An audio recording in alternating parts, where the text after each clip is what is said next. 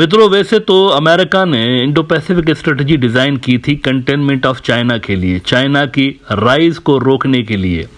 और इंडिया इस स्ट्रेटजी का हिस्सा इस हवाले से बना था क्योंकि उनकी ये कैलकुलेशंस थी कि अमेरिका और वेस्ट की मदद से वो नया चाइना बनेंगे, नेक्स्ट चाइना इंडिया बनेगा, वहाँ पर ये कैलकुलेशंस थी। अब इस इंडो पैसिफिक स्ट्रेटजी का इंडिया को कोई फ़ायदा पहुँचा हो या ना पहुँचा हो, चाइना को ज़रूर फ़ायदा पहुँचा है। अब ये बड़ी इंटरेस्टिंग बात है कि कंटेनमेंट ऑफ चाइना के लिए बनने वाली स्ट्रेटजी का फ़ायदा उल्टा चाइना को पहुँच गया है। वो यूं कि इंडिया के उभरने की वजह से वो तमाम मुल्क जो कि इनसिक्योर फील कर रहे थे, उनके दरमियान आपसी कोऑर्डिनेशन बढ़ गई है, रीजनल कोऑपरेशन उनके दरमियान बढ़ गई है ताकि ग्रोइंग इंडियन हेजेमनी को चेक में रखा जा सके। और नए स्ट्रॉन्ग रीजनल अलाइंसेस हमें साउथ एशिया के अंदर फॉर्म होते हुए नजर आ रहे हैं, जिससे इंडिया का अपना इन्फ्लुएंस गिर गया है। मिसाल के तौर पर पाकिस्तान और बांग्लादेश के दरमियान इत्तेहाद फॉर्म हो गया, पहले नहीं हुआ करता था।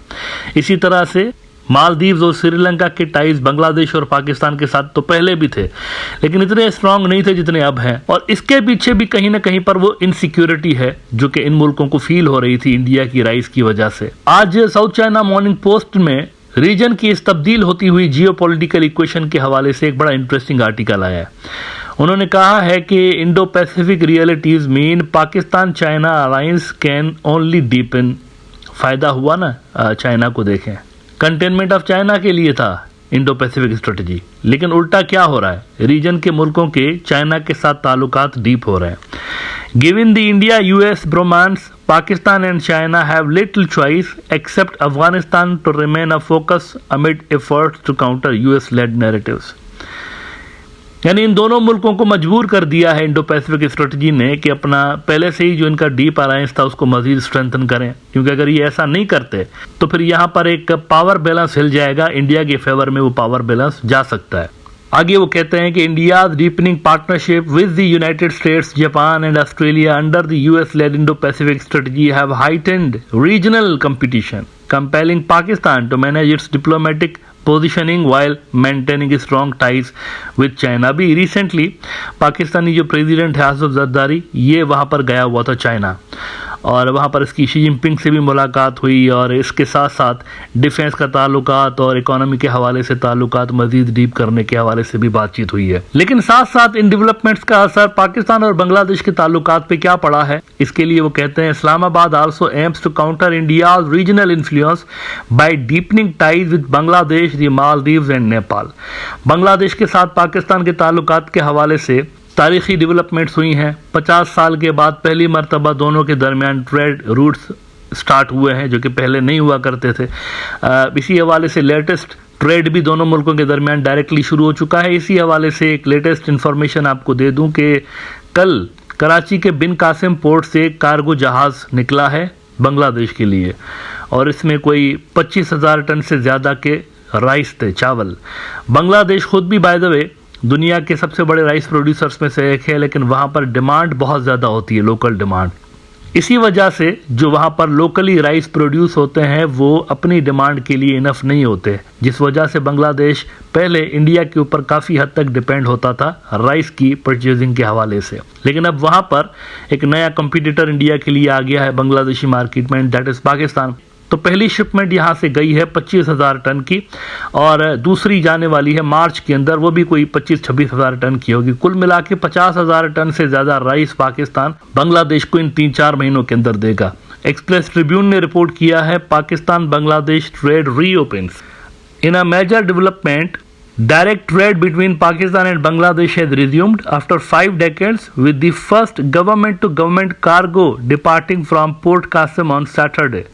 The Pakistan National Shipping Corporation bulk carrier MV Sibbi is transporting 26,000 tons of rice to Bangladesh and is scheduled to arrive in Chittagong on March 4.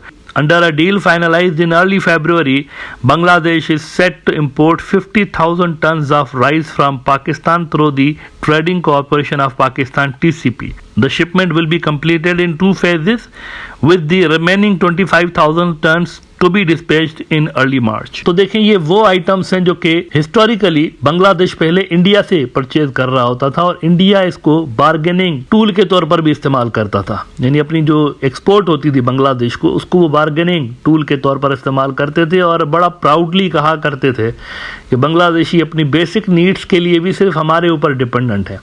लेकिन जियोपॉलिटिकल इक्वेशंस तब्दील होने के बाद हमें नजर आ रहा है कि इसके जो इम्प्लीकेशंस हैं वो ना सिर्फ डिप्लोमेटिक और मिलिट्री सतह पर बल्कि ट्रेड की सतह पर भी हमें नजर आ रहे हैं और यही सूरत हाल पूरे रीजन की है। विच क्लियरली मीन्स कि इंडिया के अंदर वो जो कैलकुलेशंस थी कि इंडो पैसिफिक स्ट्रेटजी में जाएंगे और नेक्स्ट चाइना बनेंगे और रीजन के अंदर हमारा इन्फ्लुएंस बढ़ जाएगा, वो कैलकुलेशंस कहीं ना कहीं पर गलत साबित हुई हैं और उसका उलट हो रहा है यहाँ पे। और इसी हवाले से फिर साउथ चाइना मॉर्निंग पोस्ट लिखता है कि India is closely watching these developments. ये जो कुछ भी हो रहा है ना इर्द गिर्द में, ये जो वहाँ पर रीजनल प्लेयर्स इमर्ज हो रहे हैं जिनकी पहले इतनी ज़्यादा अहमियत आप कह सकते हैं कि नहीं हुआ करती थी जियोपॉलिटिकल इक्वेशन के अंदर, लेकिन अब बहुत हो गई है। मालदीव्स कहने को छोटा मुल्क है लेकिन उसकी इंपॉर्टेंस बहुत ज़्यादा बढ़ गई है इस नए जियोपॉलिटिकल सिनारियो के अंदर। बांग्लादेश की बहुत ज़्यादा बढ़ गई है पहले के मुकाबले में। तो इसीलिए वो कहते हैं India is closely watching these developments, it is already very of Pakistan drawing closer to Bangladesh following the ousting of Bangladesh pro India leader Sheikh Hasina Wajid. The new Dhaka administration is indeed resetting ties with Islamabad. Defense cooperation is increasing with Pakistan training the Bangladeshi army and Bangladesh taking part in the Aman naval exercises hosted by Pakistan earlier this month for the first time in over a decade. Consequently, India fears the impact of these developments on insurgencies in its northeastern states. यानी खाया पिया कुछ नहीं, गिलास थोड़ा बारान है। Calculations ये थी, इंडो पैसिफिक स्ट्रेटजी एक चांस है हमारे लिए रीजन का दादा बनने के लिए, एक नई पावर बनने के लिए, नया चाइना बनने के लिए। लेकिन उलट हो गया है, वो नया चाइना नहीं बने बल्कि इंडो पैसिफिक स्ट्रेटजी के अंदर शामिल होने से पहले जो इंडिया का इन्फ्लुएंस था और अब जो इन्फ्लुएंस है इसमें जमीन आसमान का फर्क है। अब जो इंडिया का रीजन में इन्फ्लुएंस है वो कम है पहले के मुकाबले में। लिहाजा जरूरत यहाँ पर इस बात की इंडिया के लिए पैदा हो गई है कि वो यहाँ पर बैठ के थोड़ा सा स्ट्रेटेजिक रीपोजिशनिंग करें, रीअसेस करें अपनी रीजनल पॉलिसीज को भी, और बजाय खुद को ग्लोबल पावर के रूप में देखने के पहले इस बात पे फोकस करें कि रीजनल पावर कैसे बनना है। उसके बाद तो ग्लोबल लेवल पर देखेंगे ना, पहले उनको अपने रीजन पे फोकस करना चाहिए, नेबरहुड में फोकस करना चाहिए, वहां पर वो कमजोर हुए हैं। और ये भी जरूर उनको देखना चाहिए कि ये जो एंटी चाइना स्ट्रेटजी यानी इंडो पैसिफिक स्ट्रेटजी के अंदर वो शामिल हुए थे, क्या उनके वो ऑब्जेक्टिव्स हासिल हुए हैं या नहीं हुए, और क्या इंडिया को फ्यूचर में इस स्ट्रेटजी का हिस्सा रहना चाहिए या नहीं रहना चाहिए। मेरे ख्याल से ये सबसे बड़ा सवाल है जिसका जवाब साउथ ब्लॉक के पॉलिसी मेकर्स को ढूंढना है।